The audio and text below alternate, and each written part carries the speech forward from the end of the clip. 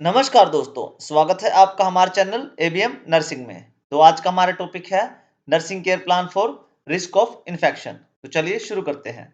सबसे पहले हम वो डॉक्यूमेंट देखते हैं जिस पे नर्सिंग केयर प्लान बनाया जाएगा। तो यहाँ पे क्लाइंट का नाम लिखा जाता है, यहाँ पे नर्स का नाम लिखा जाता है, यहाँ पे डेट लिखी जाती है जब पेशेंट एडमिट हुआ है। तो इस टाइप का हमने यहाँ पे क्या है, 6 कॉलम लिए नर्सिंग केयर प्लान बनाने के लिए। आप 4 से 5 कॉलम भी ले सकते हैं। तो सबसे पहला कॉलम है इसका असेसमेंट का, जिसमें सब्जेक्टिव और ऑब्जेक्टिव डेटा आते हैं। फिर इनको मिला के बनता है हमारा नर्सिंग डायग्नोस। फिर गोल्स आते हैं, शॉर्ट टर्म और लॉन्ग टर्म गोल्स आते हैं, ठीक है? इंटरवेंशन होते हैं, रैशनल और इवैल्यूएशन आते हैं। हम क्या करेंगे, वन बाय वन सारे टेबल्स का डेटा, कॉलम का डेटा क्या करेंगे, समझते चलेंगे, ठीक है? और समझने के बाद क्या करेंगे, सारे जो डेटा समझेंगे हम सारे उस सबको उस टेबल में पुट कर देंगे। तो हमारा नर्सिंग केयर प्लान बन के तैयार हो जाएगा रिस्क फॉर इन्फेक्शन के लिए। तो उससे पहले हमने यहाँ पे क्या लिया है, एक हाइपोथेटिकल पेशेंट की एक प्रोफाइल ले ली है, जिसमें यहाँ पे नेम लिखा हुआ है पेशेंट ने, कविता रानी, एज, जेंडर लिखा हुआ है, ऑक्यूपेशन लिखी हुई है, क्या काम करते हैं वो, ठीक है? एड्रेस लिखा हुआ है, कहाँ से बिलोंग करते हैं, मैरिड स्टेटस लिखा है, मैरिड है अनमैरिड है, एडमिशन डेट लिखी है, पेशेंट का एडमिट हुआ है, डायग्नोस लिखा है कि उसको पोस्ट ऑपरेटिव वुंड्स है, मतलब सीजरियन सेक्शन से उनका क्या बेबी हुआ है, और उनका उसके उसके बाद जो वुंड्स होते हैं ना, जो घाव रह जाते हैं, उसके उस पर उनका रिस्क ऑफ इन्फेक्शन हो रहा है उनको, ठीक है? मेडिकल हिस्ट्री क्या है, डिलीवर्ड है बेबी बाय सी सेक्शन से बेबी हुआ है उनका, थोड़ा-सा एनीमिया है उनका, अदरवाइज़ वो हेल्दी हैं। एलर्जी कोई नहीं है पेशेंट को, हाइट इतनी है, वेट इतना है, ठीक है? तो उसकी ये इसको आप असाइनमेंट सबमिट कराओगे तो आप इसको आइडेंटिफिकेशन डेटा भी लिख सकते हैं। सबसे पहला फिर हमारा कॉलम आता है असेसमेंट का। इसमें हमारा है सब्जेक्टिव डेटा, जो पेशेंट हमें खुद बताता है कि क्या वो फ़ील कर रहा है। फिर आता है ऑब्जेक्टिव डेटा, जो नर्स खुद ऑब्ज़र्व करती है।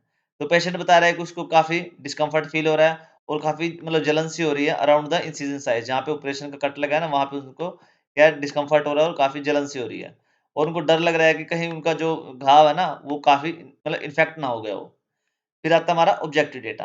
इसमें surgical incision present at the lower abdomen, मतलब जो लोअर एब्डोमेन है वहाँ पे सर्जिकल इंसिजन किया हुआ है, मतलब कट लगा हुआ है वहाँ पे सर्जरी का। ड्रेसिंग इंटैक्ट है, ड्रेसिंग तो ठीक-ठाक है बट रेडनेस आ गया अराउंड द एजेस नोटेड, ठीक है? मतलब जो उसके घाव का उसके जो एजेस है ना, वहाँ पे क्या है, रेडनेस आ गई है। टेम्परेचर पेशेंट का 99.2 डिग्री फ़ारेनहाइट है, थोड़ा-सा है मतलब टेम्परेचर, बुखार है थोड़ा। माइल्ड फटीग है, थोड़ा-सा उनको थकावट सी भी है। फिर आते हैं हमारे डायग्नोस। तो डायग्नोस में क्या है, रिस्क ऑफ इन्फेक्शन बढ़ गया है क्योंकि उनको सर्जरी हुई है, ठीक है? सर्जरी इंसिजन हुआ है, इन्वेसिव प्रोसीजर हुआ है, मतलब प्रॉपर उनका ऑपरेशन हुआ है, तो उसके क्या है, रिस्क ऑफ इन्फेक्शन बढ़ गया उसकी वजह से उनका। और पेशेंट को नॉलेज नहीं है इसके बारे में, इन्फेक्शन के बारे में ज़्यादा नॉलेज नहीं है, उसकी नॉलेज डिफिसिट है। फिर आते हैं हमारे गोल्स। तो गोल्स में हमारे हमारे आते हैं शॉर्ट टर्म और long term goals. Short term goals क्या है कि पेशेंट अंडरस्टैंड कर पाएगा कि इन्फेक्शन को प्रिवेंट कैसे करना है विदिन 24 आवर्स, मतलब 1 घंटे के अंदर-अंदर पेशेंट समझ जाएगा कि इसको प्रिवेंट कैसे करना है। पेशेंट डेमोंस्ट्रेट कर पाएगा कि प्रॉपर वुंड केयर कैसे करना है, उसकी टेक्निक कौन-कौन सी है। फिर आते हैं हमारे long term goals. Long term goals में क्या है कि पेशेंट फ्री रहेगा, remain from sign of infection, मतलब उसको कोई इन्फेक्शन नहीं होगा, मतलब कोई पस नहीं जमेगी, कोई बुखार नहीं आएगा और कोई रेडनेस नहीं आएगी पेशेंट को। ये हमारा लॉन्ग टर्म गोल है। पेशेंट क्या करेगा, मेंटेन करेगा एडुकेट न्यूट्रिशन को, मतलब अच्छी तरह से न्यूट्रिशन लेगा और हाइजीन को क्या करेगा, ताकि उसकी हाइजीन को मतलब क्या करेगा, एडुकेट मेंटेन करेगा ताकि उसकी हीलिंग क्या है, उसके प्रमोट हो सके, जल्दी हो सके इसकी हीलिंग। फिर आते हैं हमारे इंटरवेंशंस। अब इंटरवेंशंस में हम क्या लिखते हैं, जो भी हमारी प्लानिंग और इम्प्लीमेंटेशन है वो इंटरवेंशंस में लिखी जाती है।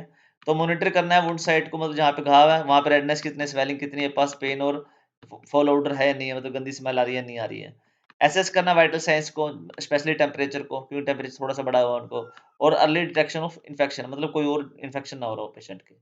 परफॉर्म करना है sterile sterile sorry sterile wound dressing को, ठीक है, जैसे डॉक्टर ने प्रिस्क्राइब किया हो। एजुकेट करना है पेशेंट को प्रॉपर हैंड हाइजीन के लिए before touching wound dressing, wound मतलब घाव वगैरह को टच करने के लिए उनको ऐसे नहीं गंदे हाथों से टच करना, उसको साफ-सुथरे हाथों से अगर टच करना पड़े तो टच करना है। एनकरेज करना है पेशेंट को कि हाई प्रोटीन डाइट लें, वो विटामिन सी लें और क्या लें, आयरन रिच डाइट लें ताकि उनकी हीलिंग जल्दी हो सके। एडमिनिस्ट्रेट करना है उनको प्रोफाइलैटिक एंटीबायोटिक्स के लिए जैसे डॉक्टर ने बोला हो। फिर आते हैं हमारे रैशनल्स। रैशनल्स में क्या लिखते हैं हम, जो भी हमने इंटरवेंशन किया वो क्यों किया वो रैशनल्स में लिखे जाते हैं। तो अर्ली डिटेक्शन कर रहे हैं ताकि पेशेंट को क्या है, इन्फेक्शन वगैरह से क्या है प्रिवेंट कर सकें, उसकी कॉम्प्लिकेशन से भी क्या है उसके प्रिवेंट करा जा सके। मॉनिटरिंग कर रहे हैं वाइटल साइंस की ताकि जो सिस्टमैटिक इन्फेक्शन है उसको आइडेंटिफाई करा जा सके। स्टेराइल टेक्निक्स यूज कर रहे हैं ताकि जो माइक्रो ऑर्गेनिज्म है ना उनके एंट्री ना हो पाए घाव वगैरह में। हैंड हाइजीन का को फॉलो कर रहे हैं ताकि रिस्क ऑफ क्रॉस इन्फेक्शन ना हो, मतलब कहीं और इन्फेक्शन ना हो, मतलब यहाँ से हाथ लगा कहीं और लगा दिए वहाँ पे इन्फेक्शन हो जाए। तो उसको हम क्या कर रहे हैं, उसको रिड्यूस कर रहे हैं उसके रिस्क को। न्यूट्रिशन दे रहे हैं पेशेंट को ताकि उसकी इम्यूनिटी स्ट्रेंथन हो और क्या उसके उसके वुंड हीलिंग में क्या उसको फायदा मिले। एंटीबायोटिक्स दे रहे हैं पेशेंट को ताकि उसकी जो ट्रीटमेंट है, बैक्टीरिया की ग्रोथ है उसको प्रिवेंट करा जा सके और उनको ट्रीट करा जा सके प्रॉपर तरीके से। एट द एंड आते हैं हमारे पास इवैल्यूएशन। इवैल्यूएशन में हम क्या लिखते हैं, जो भी पेशेंट को अभी तक ट्रीटमेंट दिया उसको क्या रिजल्ट आया वो इवैल्यूएशन में लिखा जाता है। तो पेशेंट क्या है, फ्री रहा है फीवर से, ठीक है, और कोलरेंट डिस्चार्ज से, मतलब कोई पीप वगैरह नहीं निकली उसके वुंड में से।